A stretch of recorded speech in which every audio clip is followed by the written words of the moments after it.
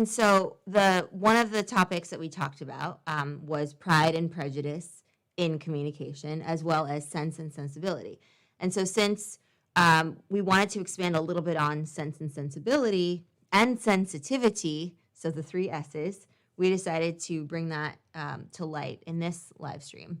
So for those joining us live, feel free to ask your questions within this sort of realm, right? Sense, sensibility, sensitivity, and communication. And we can start by sort of defining these terms, right? I think that makes the most sense. Sounds great. All right. So we first have sense, right? And so that's the way you can think of sense. Well, what comes to mind when you hear sense?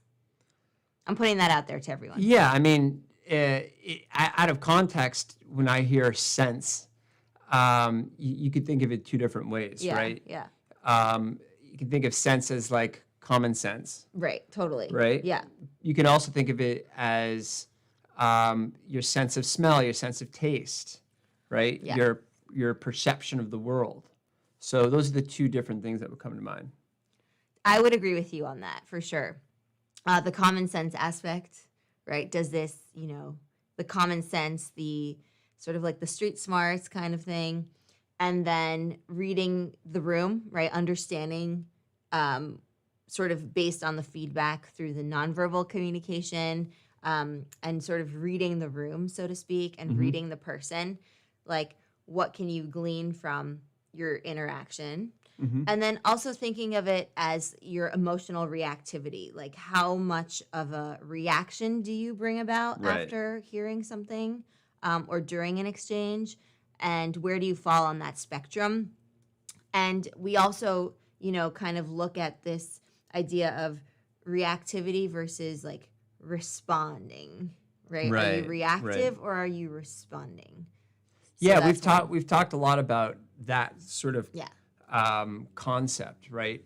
Where reacting is something that's sort of impulsive that you can't really control. Yeah. Whereas responding is something that's deliberated, that's intentional and controlled. For sure. And so I guess that if we're talking about sense here, it's to what extent are you sort of in that dichotomy? Yeah.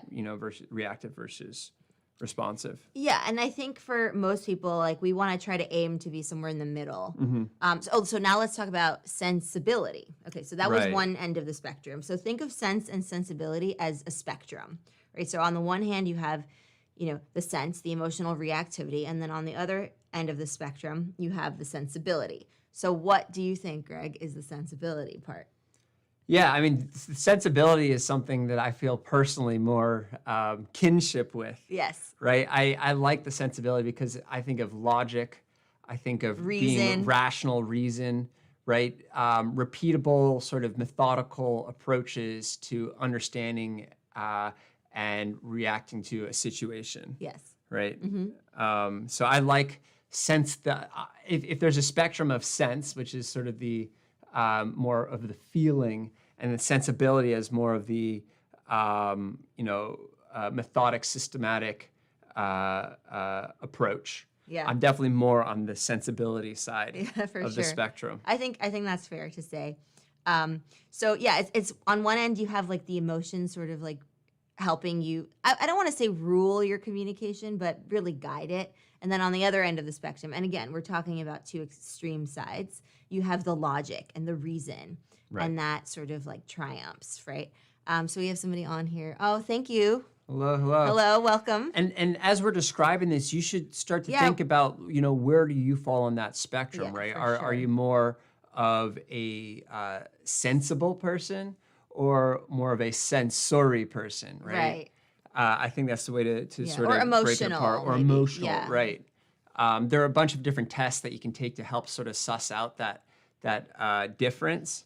But the funny thing, or the cool thing, is that Jane Austen already, was addressing this spectrum 200 years ago. I know, it's amazing.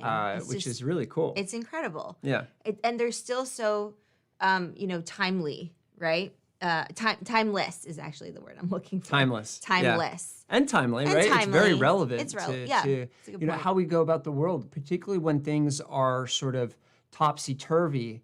That's sometimes a situation where you actually want to dial down maybe some of the sense Yeah. and dial up the sensibility. Yeah. So that, you know, something that can be very emotionally triggering to you. Yeah. Or to others or to others around right? you. People you're interacting with. Can be moderated Yeah. by dialing up the sensibility, right? Saying, okay, yes, this is a situation that's emotional, that is evoking strong feelings in me, but you know, looking at it in a sort of more objective light, Yeah. I can see that, you know, I'm still, you know, I still have a roof over my head. Yeah. I can still feed myself. Yeah.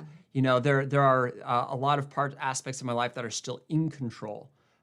Doing your workout, doing my right? workouts Going and out your routines. on a walk, right? You are in charge of that. Exactly. Even if you might not feel like you have full control of your emotions at a certain point. Yeah. Right? If you feel like you have these heightened emotions, Yeah. then take control of what you can take control of, right? Yeah, and I think it's relevant, even so, we were just talking about sort of macro disruptions, but micro disruptions, Yeah. right? Like, let's say you have to go and do a Zoom interview, Right. right? Very relevant. Very relevant Yes. for a lot of us. Yes. Okay, or just an important Zoom call. right? It Right. could be with clients, it could be any high stakes call. You feel nervous, right? And you have a lot of that sort of pent-up fear energy. and anxiety, Yeah. apprehension, and that's the senses firing. And okay, that's fine. Those are normal feelings to experience. But at the same time, you want to dial up that the sensibility and say, well, look, I'm actually very well prepared. Right. I know what I'm going to talk about. I know who my audience is, so I'm going to tailor it to them appropriately. I set up my tech ahead of time. Like, Yeah, so my I tech setup, exactly. ran through my lighting and my, Microphone. yeah, sound check. Yeah. So if you can get all of those things squared away and remind yourself of that, you can sort of counteract that nervousness with the reassurance that you're prepared and so forth. So that's an example in, I think, a very relevant very good. context Yeah. of the sort of interplay of sense and sensibility. That's a perfect example. And if you can think of any others, you want to chime in on the chat, feel free to. We can discuss it, do a little back and forth. And so where does sensitivity play into all of this, right? You can think of sensitivity as sort of being attuned to both of these, right? Somewhere along the spectrum, right? Where does the person that you're interacting with fall, right? On both the sensitivity and sensibility part, the sense part, emotional part, and the sensibility, rather. There's so many S's, right? I know. It's very easy to conflate them. And then where do you sort of position yourself? And with every interaction, it can be different, right? You can have more logic talking to one person and more, emotion talking to another. It's not like we're just static, sort of like it's not set in stone. Different people sort of push different buttons, not in a negative way, but like they highlight different aspects of our character and our personality. It could also be based on like how you feel in that moment, right? Did you sleep well enough? Are you hungry or hangry, right? So all of this, really influences the way we interact with people. And being perceptive to that on both the speaker side, so your side, and then on the listener side, the people you're engaging with, can be really powerful because you're being sensitive to the sense and the sensibility, if that makes sense, right? Yeah,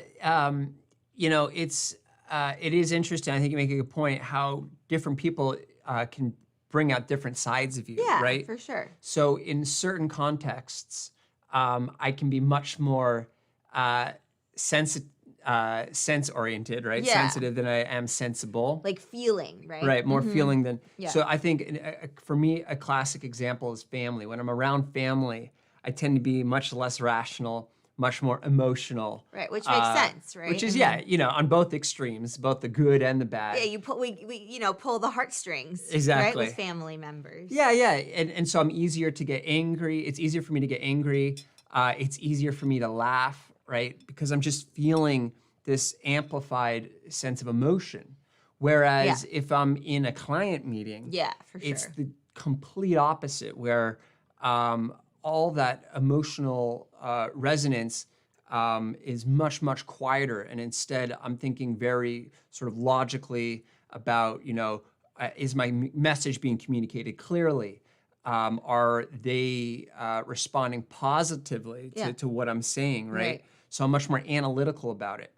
And I think to the extent that you can be aware of where or how you're going to react to a certain social situation, you can go in much more prepared to present sort of the version of yourself that you want to present at that time. Right. Exactly. And I love that you talk about the version of yourself that you're projecting, because the reality is that we're constantly projecting ourselves, right? And that means that, we have to think about sort of image control and cultivation, and how are we presenting ourselves to others? What is the message that we're delivering, not just through our words, but also our body language, also in the silence, right? What are we communicating in the silence? Believe it or not, when we're silent, we're also communicating something.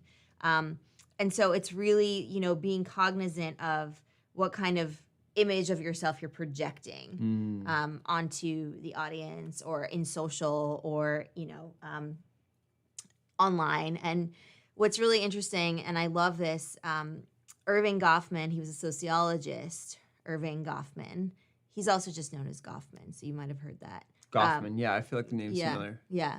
And he wrote a great book about, the presentation of self.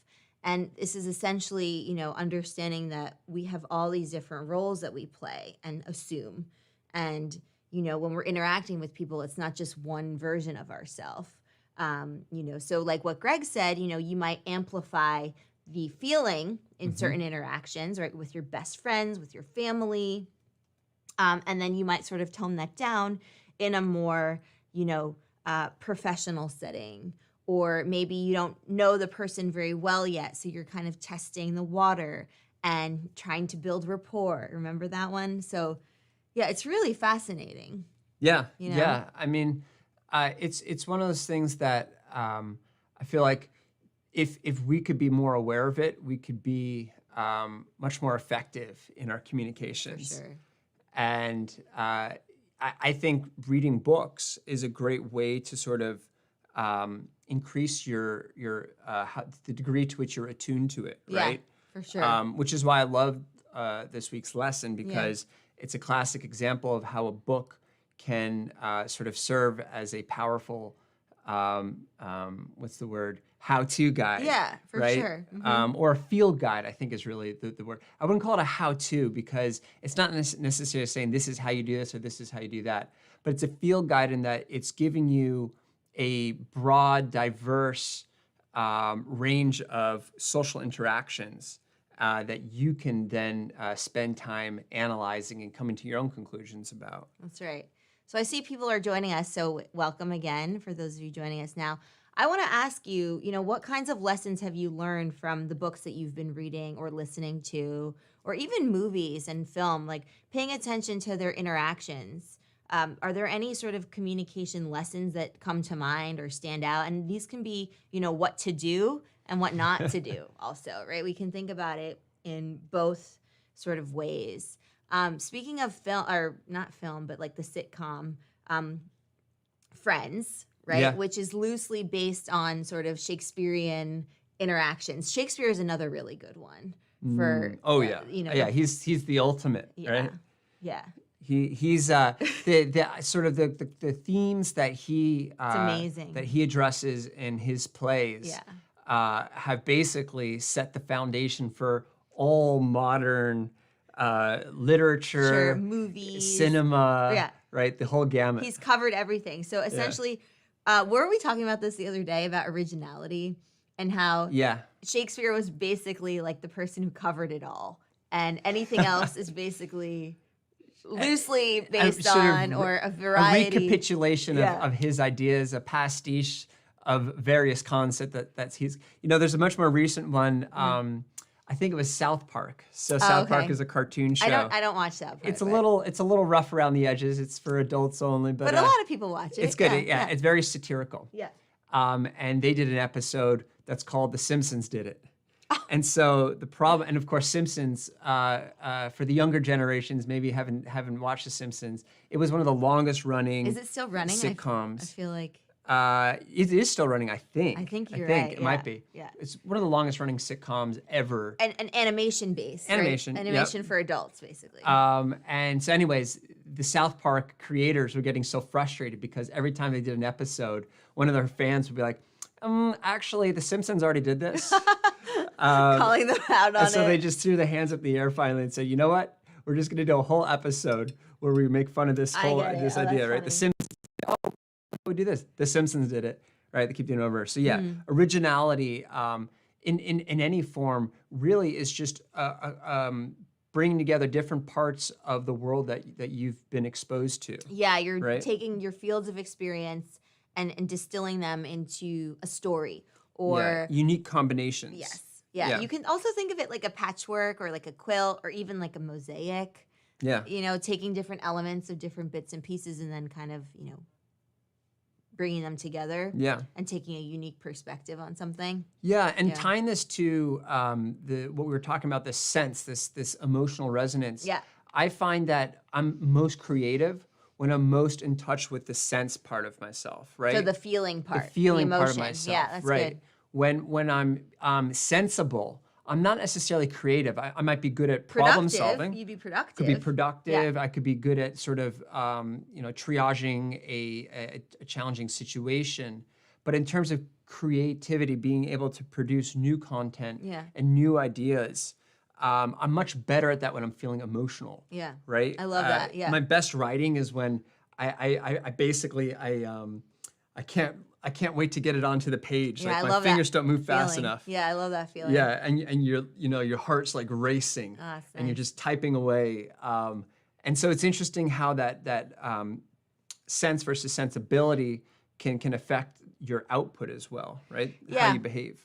Yeah, I think so too. And sort of, you can be sensitive, and amp up the feeling aspect, even if you're not around people. Like a lot of writers, they are reclusive for a certain period of time. They go to somewhere deep in the woods, a mountain retreat. My dream. Kind of Walden, right? Walden style. Yeah. Hudson Valley, like. Oh yeah. So really kind of tapping into sort of like how the nature around you makes you feel. So you can also feel something, right? Not just through with people, interactions with people, but sort of like how you interact with the world. So that's another kind of distinction to make. It's not just the emotions that we have with the people that we interact with, but also like how does the wind, rustling through the trees and the wind rustling. The babbling brook. Yeah, the babbling brook and the leaves rustling kind of like make you feel. Totally. And I think there's a third dimension to that, which is so you have people that you interact with, right? The social interactions. You have the environment that you're in, which is sort of your relationship to your physical environment. And then you also have the internal, right? Your relationship with yourself. Yeah, it's a big one. It's a big one. Your compass inside. Exactly. Yeah. And depending on how much you're listening to your inner voice, how much you're attuned to what's going on inside of you, that can be heavily influenced by whether you're in a sort of a more emotional state or a more sensible state. Yeah, for sure. And with sensitivity too, just kind of more broadly speaking, in communication, when we're interacting with people, there are different things that we might be more sensitive to. And that just is based on, how our mood might be at the moment. It could be, the physical space we were in, the environment. It could also be, sort of our own fields of experience, meaning like what kinds of experience have you had? What sort of like cultures have you been exposed to? So it's really important to kind of pay attention to like reading people and trying to understand, are they is this what I said, was that like sensitive? Is it like culturally sensitive or maybe gender wise or, these things that we as humans need to be sort of attuned to. And so how do you kind of strike the balance between being sensitive, but not overly like doting. Yeah, I Right? like that. That's something I feel like we have to, or we encounter all the time, Yeah. right? You can say something that's technically correct, but maybe it's excessively direct, Yeah. right? And so For that it's specific culture. for that culture, Yeah. or just that context. Maybe Yeah. the person is emotionally sensitive. If they're in a highly sensitive state, Yeah.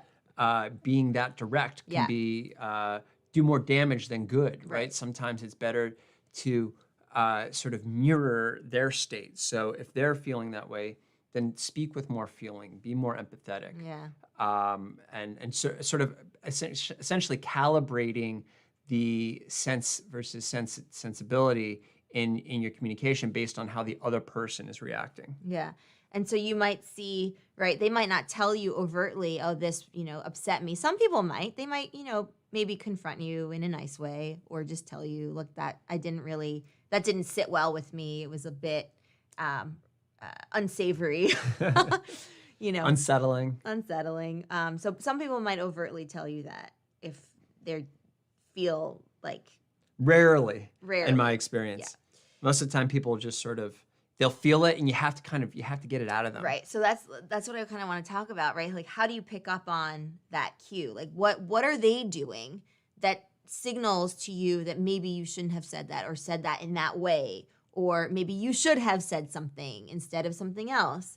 So, in terms of like body language, like you'll see kind of like maybe more what's the word? Kind of like not necessarily insecure, but kind of like Closed. yeah, like they want to stiff. protect themselves, kind Right. of like Yeah. they're on the defensive, Yeah. right? Yeah. Or they might become like suddenly like pretty taciturn, so they won't be saying that much. They'll say like one word here and there, or they might give you the silent treatment. Yeah. Stiffer facial expressions, right? When someone's comfortable and happy, their faces tend to be, they look bright and there's more Relaxed. fluidity. Yeah. When people are uncomfortable, it tends to be tense. Yeah. You'll see less facial movement. Yeah. Yeah, and so everyone's a little bit different, but if you know the person well, you can sort of gauge their spectrum of, their nonverbals. Like some people are very expressive with their hands, like myself, and we talked about different types of sensory preferences in communication, visual, auditory, kinesthetic. You may recall that from other live stream and other lesson. And so it's really important to see and to recognize that everyone has their own way of expressing, okay, time out. I'm too sensitive in that regard, right? Like, can you please just hold on? Yeah. So Yeah. Well, I think this is one of those topics where it can be confusing because the words sound similar, right? But by understanding the dichotomy, spending a little time to really understand the nuances of those two things, a lot of our interactions with people and the way we, the media that we consume, that too. the content we consume starts to make a lot more sense because you can start to categorize things, and as soon as you can categorize it, it tells you a lot more about why something's happening the way it is, why someone's responding the way they are, and then how you should act accordingly. Right, and then I'll just end with one thing because I love that wrap up. We can't control how people are going to react to something. If it's honoring you and you're not offending anyone, you're not, if you're doing your best to be inclusive and open and honest and authentic, people will take issue with whatever you do, right? And that's just the way the world is. But being cognizant of reactions and what people might, like if there's something that's blaring and just sort of like blatantly obvious, then avoid saying something or doing something because it's going to have a negative reaction or incite a negative reaction. But you can't control that for everyone, right? Even if you like smile, someone might take issue with that, right? You might sing the most beautiful song and somebody might take issue with that. So my point is like there's a line, right? You can't control how other people are going to react. So that's also like be sensitive to your own sensitivity as well. Yeah. Yeah. And you could probably anticipate, right? Yeah. What you can do is say, well, I'm going to say something and I know this is my opinion. I feel strongly about it, so I want to say it, but I know it's probably going to get a strong reaction. Yeah. So if you can sort of prepare yourself for the reaction. Brace Brace for yourself, the right. landing. Exactly. And you say, okay, I'm ready to take on the kind of feedback and response that this is going to generate. I think, yeah, you can go in with more confidence in your position. That's right. So if there's anything that we didn't address, feel free to, we're going to be leaving shortly, but if there's a question that you really want to get out, feel free to ask that. Otherwise, leave it in the comments.